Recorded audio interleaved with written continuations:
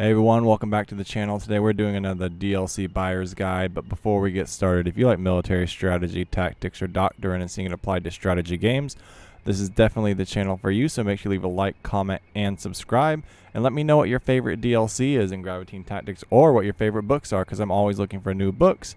And there's also a Patreon down below that's full of a bunch of free after action reports, so make sure you check that out, because that's definitely the place for you if you love reading about video games and strategy. Anyway, let's get started. Today we're looking at Typhoon Rising, it's a newer DLC, and we're watching these Soviet T-50 tanks wander into our German ambush. As you can see, our German troops are out there getting ready to set them up. One of the fun things about this DLC is that we get to use a ton of different types of anti-tank weapons. So we have actually both armor-piercing rounds and armor-piercing carbon-ridged rounds. So what that means is that carbon-ridged round, they have higher velocity. Ooh, that thing just got smoked. They have possibly have a tungsten core, which makes them lighter, and therefore it increases the penetration of that round. But these are T-50 light tanks. We shouldn't really need that sort of weapon for these devices. We have two different kinds of anti-tank weapons in place. These Soviet tanks are just patrolling the field. We just got one just get completely smoked again with a smaller gun. It looks like our main anti-tank weapons are a little out of position, which is unfortunate, but these lighter anti-tank guns should be able to take out these T-50s. But I honestly, there was another good hit. This is a perfect ambush. I truly enjoy this DLC. It provides a lot of unique tactical situations. One, we need to fight across plains. So right now what you're seeing is a very small portion of this map. Realistically, this tank just got, I thought that fire was on the tank. It looks like it got shut down. The only real cover over here is this tree line that you see. Those smaller pack guns cannot stop these tanks. This tank's also under heavy mortar. Oh, he's returning fire. He's hitting our troops. That's not good. Hopefully our heavier AT guns will begin engaging. This is definitely a high threat unit right now, especially if he's returning fire, because our machine gun line is going to get taken out. That was almost a direct hit with that mortar. That's another side. That's definitely a side shot. I wonder if that ricocheted or deflected. But this is definitely like a really unique tactical situation, because if we zoom out real quick, hit the tab button to zoom out, you can see this whole battlefield is just complete flat, absolutely nothing, no cover other than this small little forest over here on this right hand side. And as you can see, our guns are engaging these tanks that are just slowly moving up on them. We just had another direct hit. We also have troops in this tree line, hopefully providing them cover, but I don't think they have any really anti-tank weapons. So it's really up to these lighter units. So before we got started, I really wanted to switch these two units when I noticed that our larger AT guns had heavier penetration rounds, especially with the tungsten cores to penetrate the light tank armor. From what it sounds like, the Soviet tanks were stopped a bit short of that objective. But this DLC is definitely so you play as the German side and the Soviet side. It's only 11 turns. It's a much shorter DLC. It's also a bit on the pricier side. I believe I haven't mentioned what it is yet. It's Typhoon Rising. So the Soviets definitely do have a good array of weapons. The Germans are really launching this assault on this map. So you're pushing the Soviets back into this town during your first few engagements. If we zoom out and go take a look at that town while these Soviet tanks retreat, we can take a look that the reason why we placed our infantry in these woods is really to get a foothold in this town, because we need to fight in this urban environment at a later time. So one of the best ways to get really secure in urban terrain is to get a foothold in it. So if we are able to get that little foothold, we can maneuver these troops. Oh, they're falling back. Oh, this one's letting loose with machine gun fire. This one looks destroyed. When we get into that urban environment, we get that foothold. It allows us to continue to ferry troops in to continue to engage. Reinforce that position. and further conquer territory in that area. It looks like we have we're engaging units on the left-hand side now. I don't see any enemy tanks. It looks like we've eliminated this small group of T-50s. Our heavier pack guns are starting to engage the enemy. So we hit tab, zoom out.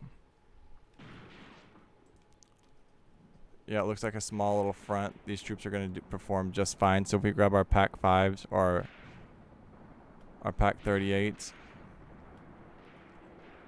rotate in the correct direction. It looks like this infantry platoon is engaging infantry over here. Yep. Our pack 38s destroyed what looks to be another T-50, so that was actually fantastic for us.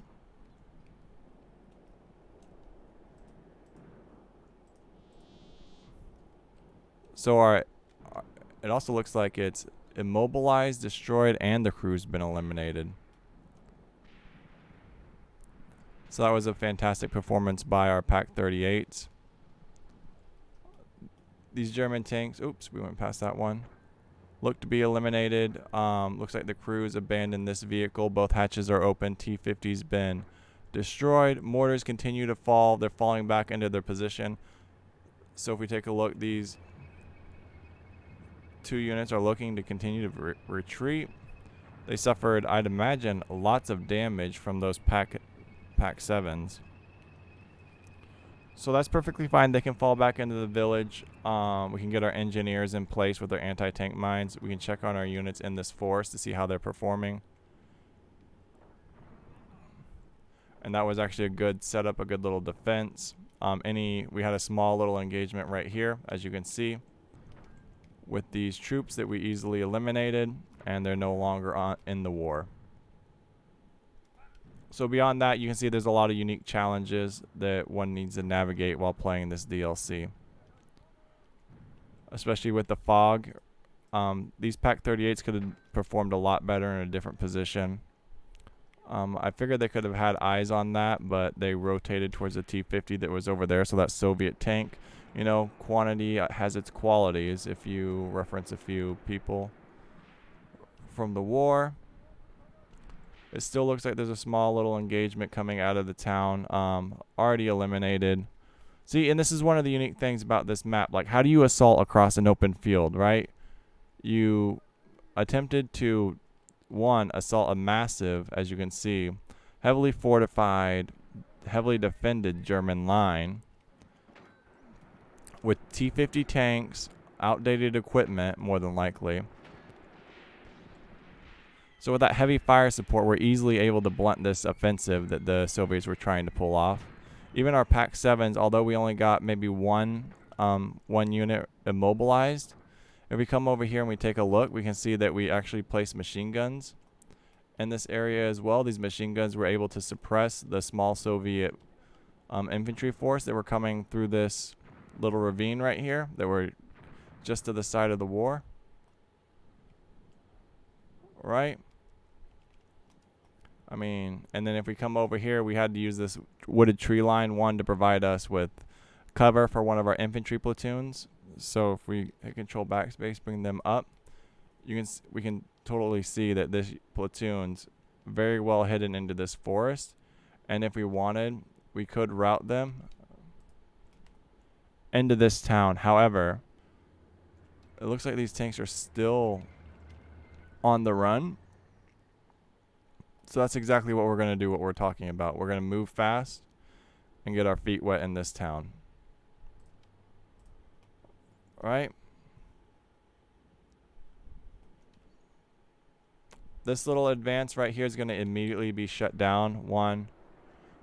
If we take a look at these units, we can take a look at their ammo. We can see that there's several different types of ammo. They have AP rounds. They have 115 of those. They have APRCs, armor piercing, composite rigid. So those are tungsten core. 5 of those to easily destroy tanks. They also have 24 high explosive rounds. So that's just going to wreak havoc, on these units that are continuing to advance across this open field. We can also grab this platoon right here. And we can push them up to here. We can say defend with smoke. They're going to take a defensive posture or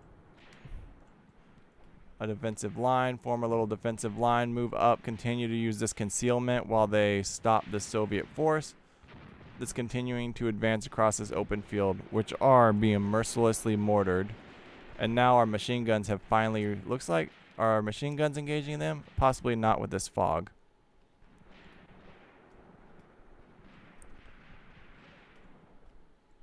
Sweet. So we're still like land control is definitely one of the challenges. You need to navigate a lot of terrible terrain. Tactically challenging terrain. You need to make a lot of hard choices on which units you don't want to be killed, which units you want to be killed, how you're going to fight this battle of attrition, because this is what this is going to be. It's pure attrition, overwhelming force. So you need to navigate how you're going to use your weapons effectively and all of that nonsense. So it's going to be overall a complete blast. Anyway, just one of the more unique DLCs. Definitely a fun map to play on. You get to play with the T-50s. Anyway, peace out, guys.